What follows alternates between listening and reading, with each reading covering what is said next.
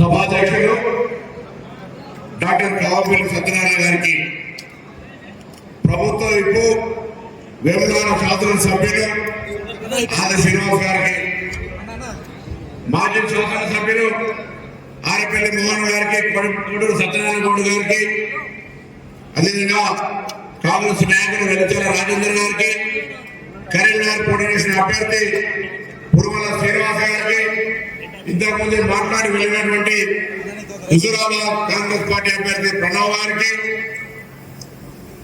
మరి వేదిక మీద ఉన్నటువంటి నియోజకవర్గ జిల్లా రాష్ట్ర స్థాయి నాయకులందరికీ కూడా పేరు పేరున నమస్కారం తెలియజేస్తా ఉన్నా. అందరికంటే ముఖ్యంగా ఈరోజు మానేపల్లిలో కాంగ్రెస్ పార్టీ గెలవడానికి, ఈ రాష్ట్రంలో ప్రభుత్వం అధికారంలోకి రావడానికి ఆహ్వానించిన కష్టపడినటువంటి మానేపల్లి నియోజకవర్గ కాంగ్రెస్ కార్యకర్తలందరూ కూడా 2 చేతులు జోడించి హృదయపూర్వకంగా నమస్కారం తెలియజేస్తా ఉన్నా. మీ అందరి కృషితోటి ఇలా డాక్టర్ కావపల్లి సత్యనారాయణ గారు 32,000 మెజార్టీతో గెలిచినారు. ఇవాళ ఒక మాట మీరు ఊళ్ళల్లో 316 బూతులు ఉన్నాయి. మానకొండలో 316 బూతులకు సంబంధించి మీరే ఒక్కసారి మీ గ్రామాల్లో మీ బూత్ స్థాయి నాయకత్వం కూర్చొని మన రేపు పార్లమెంట్ ఎన్నికల్లో ఏ విధంగా మెజార్టీ తేవాలనేటువంటి లక్ష్యం నిర్ణయించుకోండి. నేను గౌరవ ఎమ్మెల్యే గారు అడిగిన మొన్న శాసనసభ గెలిచినప్పుడు మనం శాసనసభ గెలిచి ఉండొచ్చు 316 బూతుల్లో ఎన్ని మెజార్టీ వచ్చినాయి అడిగి దాదాపు 270 బూతులలో వచ్చినాయి. నా దగ్గర కూడా నేను 340 బూతుల్లో 40 బూతుల మెజార్టీ రాలేదు, 265 బూతుల మెజార్టీ వచ్చింది. ఇప్పుడు 1 లక్షం పక్క 316 బూతుల మెజార్టీ తేవాలని నిర్ణయం తీసుకునే సందర్భంగా కోరుతున్నాను. ఎందుకు ఈ లక్ష్యం అంటే ఇలా మీకు అండగా శాసనసభ్యుడు ఉన్నాడు, రాష్ట్ర ప్రభుత్వం ముఖ్యమంత్రి రేవంత్ రెడ్డి గారు ఉన్నారు. మనం ధైర్యంగా ఊళ్ళో పోతే ఇలా 3 పార్టీల నాయకులు అవుతారు. భారతీయ జనతా పార్టీ 10 ఏళ్లలో తెలంగాణకు ఏం చేసింది, మన పార్లమెంట్ నియోజకవర్గానికి మన అభ్యర్థి ఏం చేసిండు, మన శాసనసభ నియోజకవర్గానికి భారతీయ జనతా పార్టీ ప్రభుత్వం ద్వారా ఏమొచ్చింది, మన మండలానికి ఏమొచ్చింది, మన గ్రామానికి వచ్చింది చర్చ చేస్తే అసలు పార్లమెంట్ 5 ఏళ్ళు ప్రాతినిధ్యం వహించినటువంటి అభ్యర్థి కలిసి గ్రామాలకు రానమాట వాస్తవంగా కదా చెప్పడం అడుగుతా ఉన్నాను. ఆనాడు నేను పార్లమెంట్ సభ్యుడిగా ఉన్నప్పుడు దాదాపు 2 గ్రామాలు ప్రతి కార్యక్రమం 5 ఏళ్లలో మేము చుట్టూ తిరిగి రాగలిగినాం. ఇవాళ ఈ పార్లమెంట్ సభ్యుడు 5 సంవత్సరాల గ్రామాలతో చెప్పినారు. మా పొలంపల్లి మిత్రుడు అంత పెద్ద గ్రామానికి కూడా పోలంపల్లి గ్రామం లాంటి గ్రామానికి కూడా కాకపోతే ఆ పార్లమెంట్ సభ్యుడు ఎక్కడ మండల కేంద్రాలకు కూడా 5 సంవత్సరాలు రానటువంటి పరిస్థితి ఉంది. మీకు ధైర్యం ఉంది, చర్చ చేయండి. భారతీయ జనతా పార్టీ ఏం చేసింది, కేంద్ర ప్రభుత్వం ఏమిచ్చింది, ఈ రాష్ట్రానికి ఏం జరిగింది, ఈ గ్రామానికి ఏం జరిగిందని చర్చ చేసే విధంగా భారతీయ జనతా పార్టీ నా కోట్ల ఎక్కడ కార్యకర్త మేము ఇది చేసినామని చెప్పుకునే ధైర్యం లేకుండా ఓడించేటువంటి గ్రామంలో మెరుగుతులే ఓడగొట్టగలుగుతాం. టీఆర్ఎస్ పార్టీ 5 సంవత్సరాలు ఆయన ఎంపీ వినోద్ కుమార్ గారు ఏమనుకోవచ్చు, ఓన్లీ కొంతమందికి మాత్రమే పరిమితమై అసలు ఈ జిల్లా కానటువంటి వ్యక్తి కనీసం సిగ్గుండాలని ఇక్కడికి వచ్చి పోటీ చేయాలని అడుగుతారు. ఆయన ఇక్కడికి వచ్చి మళ్ళీ ఏ ముఖం పెట్టుకోవడం అడుగుతా ఉన్నాడు. పాలెంకోట్ చైర్మన్ 5 ఏళ్ళ నుండి ఎంపీ 5 ఏళ్ళ నుండి 10 ఏళ్ళ నుండి ప్రభుత్వ అధికారం ఉన్నది. ఎవరికి ఏం చేసినా చెప్పి జిల్లా ఇక్కడ ఏం చేసినా చెప్పు. పార్లమెంటులో వినోదంగా గలం కావాలంట రా, పార్లమెంట్ లో నువ్వేం మాట్లాడలేవు బహిరంగ చర్చకి ఇక్కడే సిద్ధమైన సందర్భం కలిగిస్తారు. ఆ ధైర్యం తీసుకోండి. ఊళ్ళో 2 పార్టీలను మల్ల యుద్ధంలో ఏ విధంగా అయితే నాకౌట్ కొడతామో ఆ విధంగా గ్రామ స్థాయిలో బూత్ స్థాయిలో వాళ్ళ కార్యక్రమాలు ఏమి లేవని బల్ల బుద్ధి నాకౌట్ కొట్టే విధంగా మీరు మీ కార్యక్రమం ఉన్నారు. కాంగ్రెస్ పార్టీకి వస్తే ఆనాడు 2004 నుంచి 2016 రాజశేఖర రెడ్డి గారి నాయకత్వంలో మనం చెప్పిన ప్రతి మాట అమలు చేసిన ధైర్యంగా కాంగ్రెస్ చెప్పుకునేది. అదేవిధంగా మొన్న కూడా కాంగ్రెస్ అధికారంలోకి వచ్చిన తర్వాత 4 నెలల ఎక్కడికైనా ధైర్యంగా చెప్పండి. ఈ రోజు ఆర్టీసీల మహిళలకు ఉచితంగా బస్సు ప్రయాణం ఇస్తారు. 10 లక్షల రూపాయలు ఆరోగ్యశ్రీ కార్యక్రమం ఇస్తా ఉన్నాం. 500,000 రూపాయలు సిలిండర్ ఇస్తా ఉన్నాం. 200 యూనిట్ల ఉచిత విద్యుత్ ఇస్తా ఉన్నాం. నియోజకవర్గానికి 3500 ఇళ్ల ఎంపిక ప్రక్రియ మీ అందరి సమక్షంలో జరుగుతుంది. కొత్త రేషన్ కార్డు ఇస్తాం. అక్కడే ఉండనే ముఖ్యమంత్రి గారు మాట్లాడారు చెప్పారు. ధైర్యంగా మళ్ళా ప్రతి ఊళ్ళల్లో ప్రతి పోలీస్ స్టేషన్ ఎక్కడే ఆగస్టు 15 వరకు మేము రైతుల రుణమాఫీ 2 లక్షల చేతులు చెప్పుకుంటాము. అంతేకాదు బోనస్ 500 రూపాయలు వచ్చే వర్షాకాలం పంటలు ఇచ్చి ధైర్యంగా రైతుల దగ్గరికి పోతామని మాకు సందర్భంగా చెప్పుకోవడం కోరుతున్నాను. ఎవరికి భయపడే అవసరం లేదు. నేను ఇంతకు చెప్పినట్టుగా మనం మాట్లాడడానికి గుప్పెడు బయట ఉన్నాయి, గుప్పెడు అంశాలు ఉన్నాయి. ఎవరి ముందగా గ్రామంలో తల వచ్చుకునే అవసరం లేదు. 4 నెలల కాంగ్రెస్ పార్టీ గురించి ఎన్ని మాట్లాడతారో చూసినాం. చెప్పండి, 60,000 కోట్ల అప్పుతో ఏర్పడిన తెలంగాణ 10 సంవత్సరాలు 7 లక్షల కోట్ల అప్పు చేసి పెట్టిన కేసీఆర్ గారు అందుకు సహకరించి ఢిల్లీలో తోస్తే గణిత కొట్లాడే భారతీయ జనతా పార్టీ ఏ ముఖం పెట్టుబడి ఓట్లు అడుగుతారు. గ్రామాల్లో మీరంతా కూడా కార్యకర్తలు గట్టిగా అడగాలని చెప్తారు. ఏమైనా అనుమానం ఉంటే మేము మీకు జవాబు చెప్పడానికి సిద్ధంగా ఉన్నామని చెప్పండి. ఇవన్నీ గ్రామాల ఎక్కడైనా బీజేపీలో టీఆర్ఎస్ మీరు కూర్చున్న కాడ చర్చ జరిగితే రచ్చమైన చర్చ జరిగితే మీరు చెప్పాలి అంశాలు ఎక్కున్నాయా వాళ్ళు చెప్పగలిగే ఉన్నాయని చెప్పుకుంటూ ఉన్నారు. ఏమనంటే ఒకటి పెద్ద రాముడు పెడుతున్నారు. ఎవడయా రాముడు మన భక్తులు కాదా? నిన్న శ్రీరామచంద్రుడు పాల్గొనలు ఒకసారి రామరావు కళ్యాణ పాల్గొనలు ఒకసారి చేయలేమంటే చూడ ఎవరైనా పాల్గొనుకుంటున్నావా? వేదిక మీద కూడా అందరూ రామరావు కళ్యాణ పాల్గొన్నాం. ఇందులో కాదా? రాముని జన్మ గురించి ప్రస్తావించి బండి సంజయ్ హిందువులను అవమానపరిచింది ఎవరు కూడా ఏ కాంగ్రెస్ కూడా మాట్లాడలేదు. అంతేకాదు మీ అందరికీ జన్మకు కారణమైనటువంటి మీ తల్లుల గురించి నా తల్లి గురించి కాదు, మీ తల్లుల గురించి కూడా మీరు పుట్టిన నర్సు చెప్తేనే మీరు ఆ తల్లి బిడ్డ చెప్పేటువంటి నీకు స్థాయి కదా ఆయన ఇక్కడ అర్హత ఉన్నదే మాట గట్టిగా చెప్పాల్సిన అవసరం మనం చేసుకోలేదు. నేను నీ తల్లికి పుట్టినవాడి నర్సు చెప్తేనే నీ తల్లికి తెలుస్తుంది. మూర్ఖుడు మన ఎంపీ అంటే నాకైతే అవమానం అనిపిస్తుంది, మీకు అనిపిస్తుంది. అనిపించిందా లేదా? మీకు అవమానం అనిపిస్తలేదా? తల్లి జన్మ గురించి మాట్లాడితే ఇటువంటి పరిస్థితి కదా. ఎన్నడైనా ఓహో చాలా పెద్ద హిందువులు చెప్తాను కదా. నేను అడుగుతాను, కేంద్ర ప్రభుత్వం నుంచి ప్రసాద్ స్కీమ్ అనే ఒక స్కీమ్ ఉంది. అది సెంట్రల్ గవర్నమెంట్ దేవాలయాలకు పైసలు ఇచ్చే స్కీమ్ ఉంటే తెలంగాణలో జోగులాంబకి వచ్చింది కొన్ని పైసలు, రామప్పకి వచ్చినాయి. కానీ వేములవాడకి రాలే, కొండగట్టుకు రాలే, ధర్మపురికి రాలే, కనెక్షన్ రాలే. ఎవరు సమర్థుడు? అదే వేములవాడకు పైసలు రావాలి. పాదయాత్ర వేసిన ప్రోగ్రామ్ వేసిన ఎన్ని రాళ్ళ కనీసం బండి సంజయ్ నోరికి వేములవాడ పైసలు అడిగిందా? గవర్నమెంట్ చెప్పదని శాసనసభ్యులు మీరు సత్యం రాగారు వేదిక మీద రావాలని కోరుతా ఉన్నాం. ఆలస్యమంతా గట్టలేక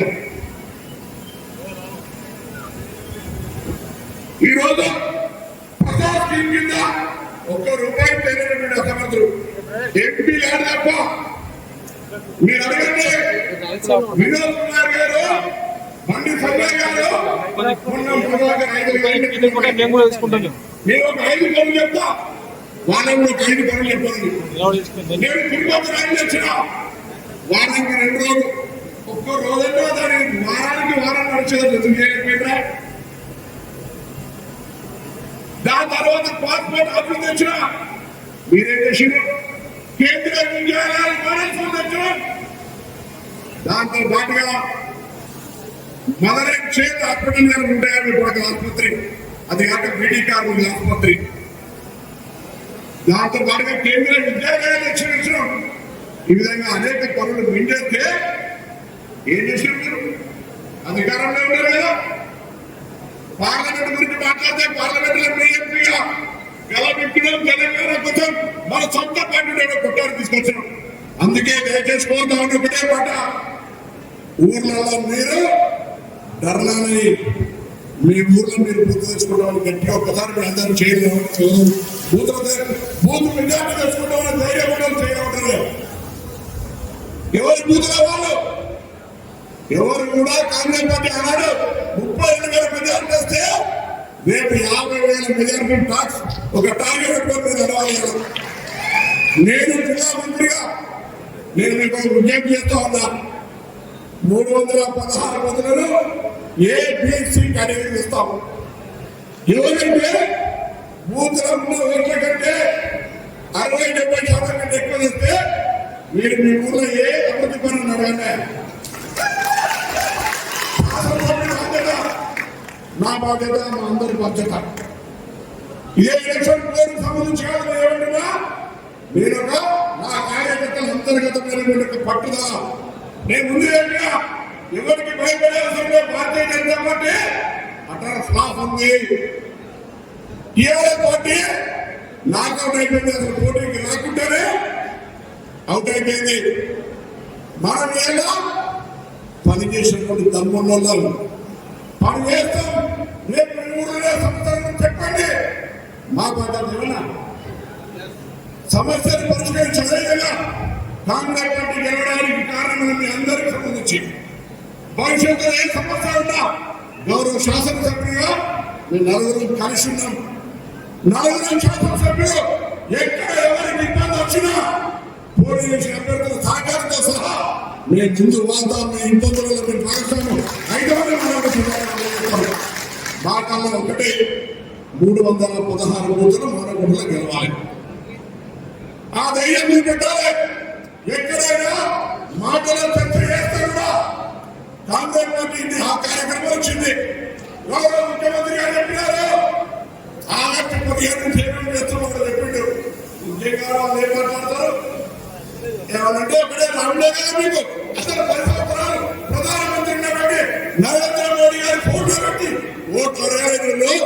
5 సంవత్సరాలు ఎంపీ చేసిన వాళ్ళ ఫోటో పెట్టుకొని ఓట్లు అడగలేదు. ఇలా ఇక్కడి నుంచి వస్తారే. అందుకే దయచేసి కోరుతా ఉన్నా, ధైర్యంగా ఊళ్ళో నిలబడండి. అధికారంలో ఉన్నాం, పని చేస్తున్నాం, పని చేర్చి పెడతాం. అట్లా మీకు కావాలా 60-70% తెచ్చిన వాళ్ళకి మీరు ఏ పని చెప్తుంది. ఓ 50% తెచ్చిన వాళ్ళకు మీరు అడిగిన పనులలో 50% పనులు. ఇంకా మెజారిటీ రావడంలో కొద్దిగా కష్టమవుతుంది. అవునా? ఏదో తేడా ఉండాలా లేదా? తేడా ఉండాలా లేదా? అందుకే దయచేసి అందరూ కూడా మీరంతా మా కుటుంబ సభ్యులు. నేను జగన్ కొద్దిగా అందరూ కలిసి SRR కాలేజ్ వాకింగ్ మేడం 6 గంటలకు రాత్రి మొత్తం ఉస్మానాబాద్లో శ్రీరామరావు కళ్యాణాలు తిరుగుతూ కరీంనగర్ ఏదైనా 12 6 గంటలకు అందరూ కలిసి మనం పోయినాం. 8 తర్వాత హుజూరాబాద్ మీటింగ్ ఉంది, రేపు ఉస్మానాబాద్ ఉంది, మధ్యాహ్నం సిరిసిల్ల ఉంది, 20 తారీఖు ఏం కావాలో చెప్పాలని ఉంది. దాని తర్వాత మండలానికి వస్తాం, ప్రతి మండలానికి వస్తాం.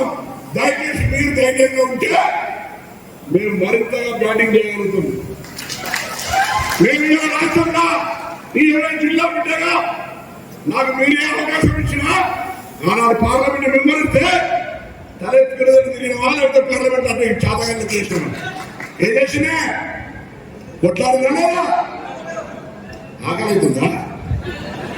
పార్లమెంట్ లో బిడ్డ ఎవరి లెక్క పనిచేసినా వీళ్ళ లెక్క నమ్మకం లేకుండా ఈయన మంత్రిగా ఎమ్మెల్యేగా అసెంబ్లీలో బాగా ఆటాడుతున్న వాళ్ళు ఎవరన్నా ఎక్కడైనా 35 ఏళ్ళ కాంగ్రెస్ పార్టీ కార్యకర్త కూడా అన్నారే ఆయన కొట్టి ఉన్నాడు అన్నాడు.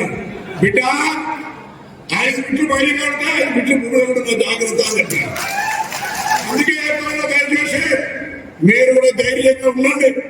ఒకటే లక్ష్యం, నేను జిల్లా లీడర్ను, నేను రాష్ట్ర లీడర్ను, నాకు ఆఫర్ వచ్చింది.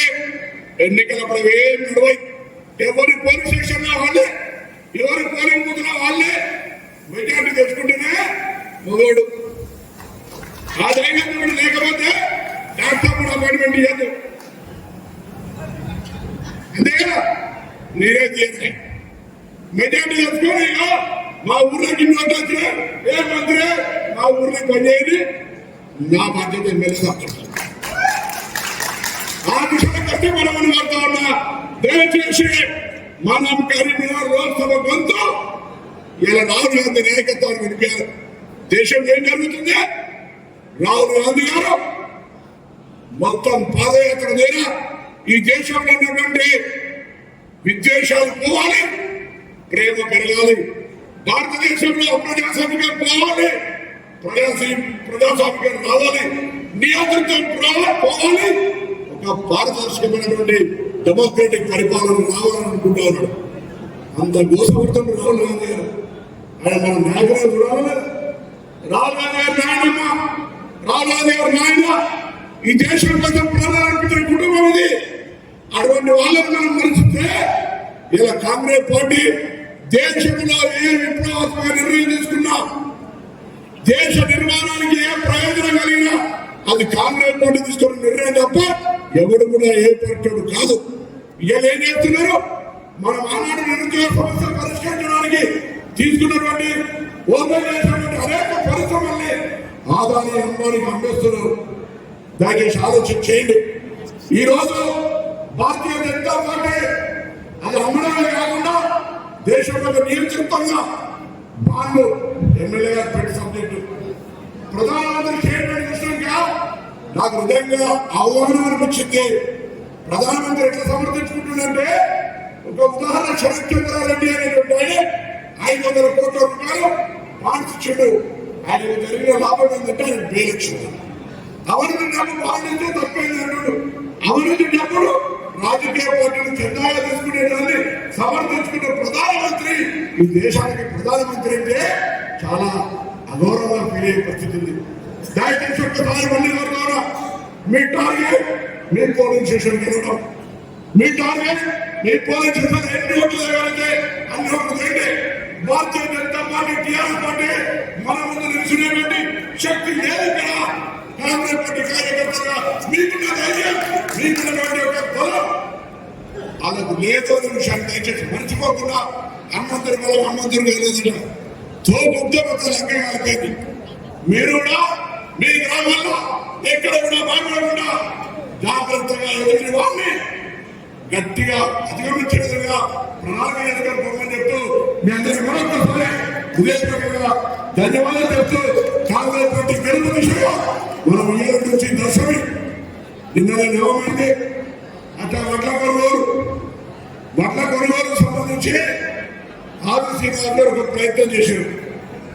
దానిలో చెప్తారు మీరు చెప్పినాక, ఎందుకంటే ఇది మోడల్, ఒక మోడల్ రూపొందించుంటూ తను చెప్తాడు. చెప్పిన తర్వాత చెప్పదని ఎమ్మెల్యే గారు మాట్లాడతారు.